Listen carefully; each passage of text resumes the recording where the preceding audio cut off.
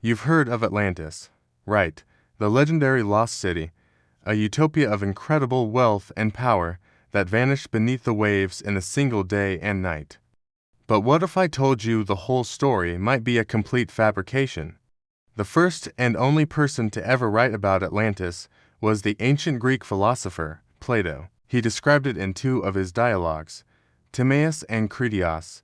Around 360 BC, he paints this incredible picture of a magnificent island nation, a naval power that had conquered parts of Western Europe and Africa.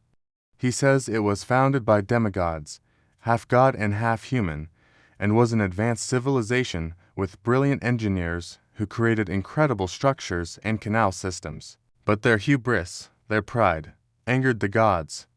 So, in a single day and night of misfortune, the island of Atlantis disappeared into the depths of the sea.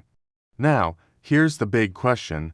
Was Plato writing history, or was he crafting a philosophical tale?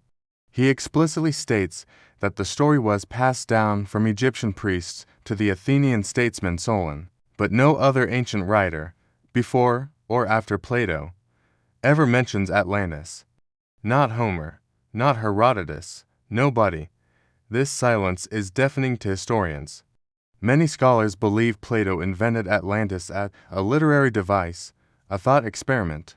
It served as a powerful allegory to explore themes of divine justice, the ideal state, and the dangers of a society that becomes corrupt and overly ambitious. He contrasts the decadent, imperialistic Atlantis with his ideal of a perfect, virtuous Athens.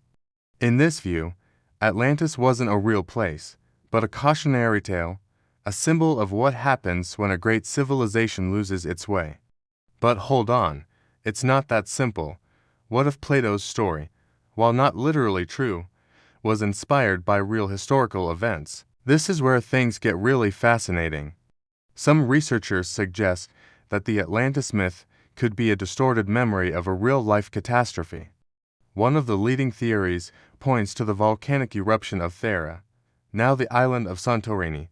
Around 1600 BC, this was one of the largest volcanic explosions in human history. It destroyed the advanced Minoan civilization on the nearby island of Crete, a culture that had sophisticated art, architecture, and a powerful navy. Sound familiar?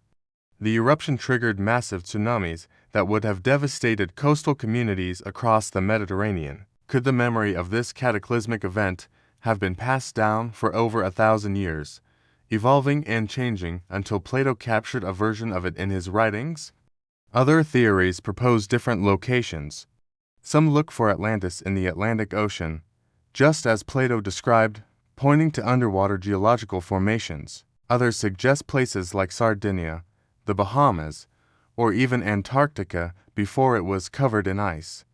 The idea is that Plato's story might be a composite, a collective memory of numerous ancient cities and civilizations that were lost to floods, earthquakes, or rising sea levels. Think about it. At the end of the last ice age, sea levels rose dramatically, submerging vast coastal areas that were once inhabited. Perhaps Atlantis in one single place, but a haunting echo of all the real places we have lost to time and tide. So, where does that leave us? Is Atlantis a complete fiction created by a brilliant philosopher, a distorted memory of a volcanic eruption, or a collective myth inspired by the real, submerged cities of our ancient past? The truth is, we may never know for sure. The mystery of Atlantis is perhaps its most enduring legacy. It's a story that continues to captivate our imagination, a symbol of our fascination with lost worlds and forgotten histories. What do you think? Was Atlantis real, or just a really good story? Let me know in the comments below. And if you're fascinated by civilizations that disappeared, you won't want to miss our next video, where we investigate a society that truly vanished without a trace. Make sure you subscribe and hit that notification bell so you don't miss it. Thanks for watching.